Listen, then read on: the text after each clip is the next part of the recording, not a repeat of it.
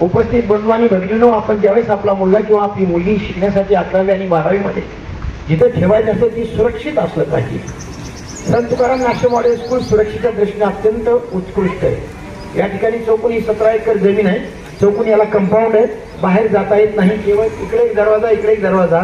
त्या ठिकाणी class 4 employee असतात, म्हणजे वॉचमन असतात.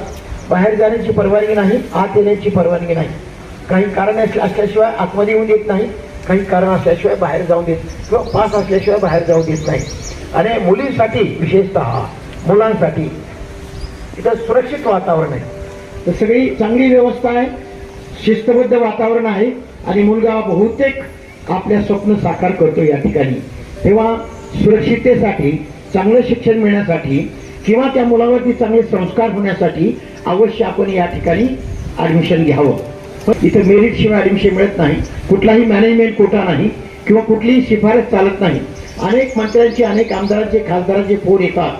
मला सांगायला आवडेल की त्यांना आम्ही प्रेमानं सांगतो की इथं कुठल्याही प्रकारचा शिफारस किंवा अशा प्रकारचा वशिला वगैरे चालत नाही. फक्त मेरिटवरतीच ऍडमिशन दिले जातात. आमच्या सीबीएसई शाळेमध्ये आम्ही हे 1ली पासून 12वी पर्यंत शाळा आहे. आमच्याकडे सुट्टीच नसते. आमच्याकडे सुट्टी नसते. फक्त दिवाळीला 7 दिवस आम्ही विद्यार्थ्यांना घरी जाऊ देतो. बाकी उन्हाळा नाही किंवा पावसाळा नाही, काही सुट्टी नसते. 15 ऑगस्ट असला तरी आमचे झेंडावंदन करतात आणि विद्यार्थी वर्गामध्ये अभ्यासाला जातात. टीचिंग चालू असते.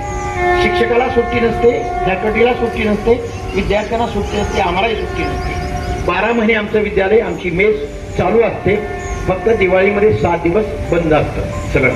बाकी इतर कुठलीही सुट्टी इथं दिली जात नाही. तर त्या दृष्टीनं सगळं काही चांगलं आहे. संत तुकाराम नॅशनल मॉडेल स्कूल एक गुरुकुल म्हणा किंवा रेसिडेन्शियल स्कूल म्हणा, या ठिकाणी विद्यार्थ्याच्या चहुमुखी विकासासाठी, ऑलराऊंड डेव्हलपमेंटसाठीच प्रयत्न केले जातात आणि त्याच्यामध्ये आम्ही सक्सेसफुल आहोत. आपण कुणालाही विचारा, संत तुकारामची माहिती आपल्याला मिळेल. मला सांगायला आवडेल की आता सध्या 1लीचं आणि 11वीचं ॲडमिशन चालू आहे. 5वीचं ॲडमिशन संपलेलं आहे. बाकी वर्गात कुठेही वॅकन्सी नाही. बरेच विद्यार्थी येतात पण नाविलाज आहे.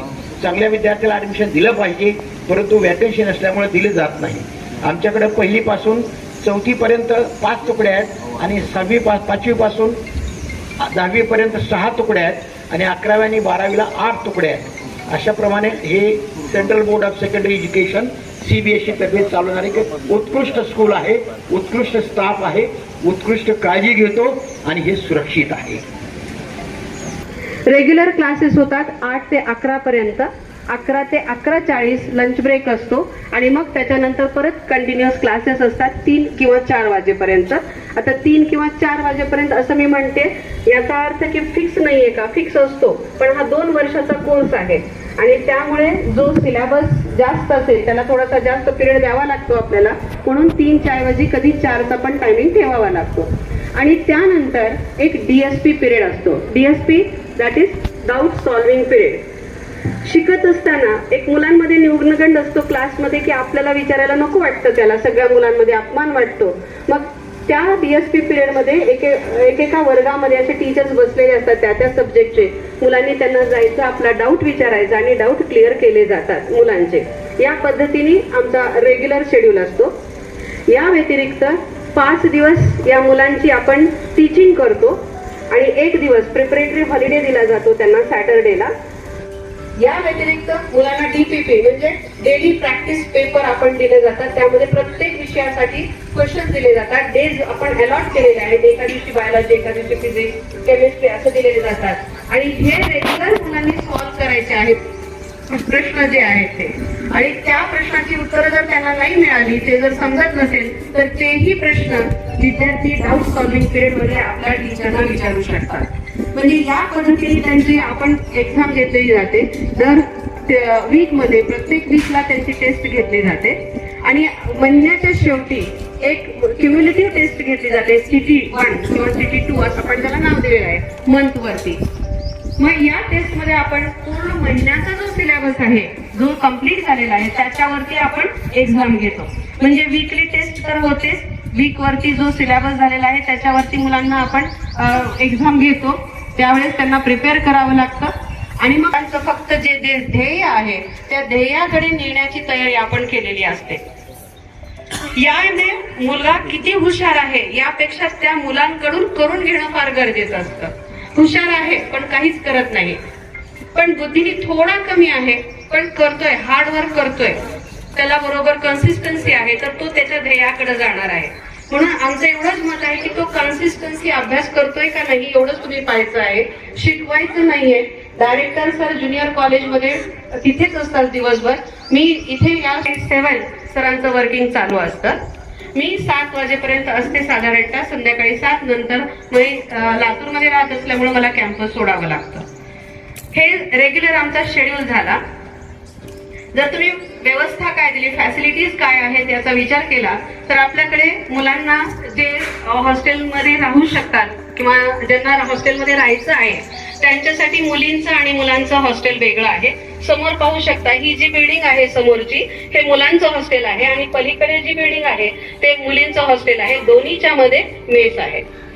दोन्ही हॉस्टेलमध्ये आपण 4-4 वॉर्डनची व्यवस्था केलेली आहे.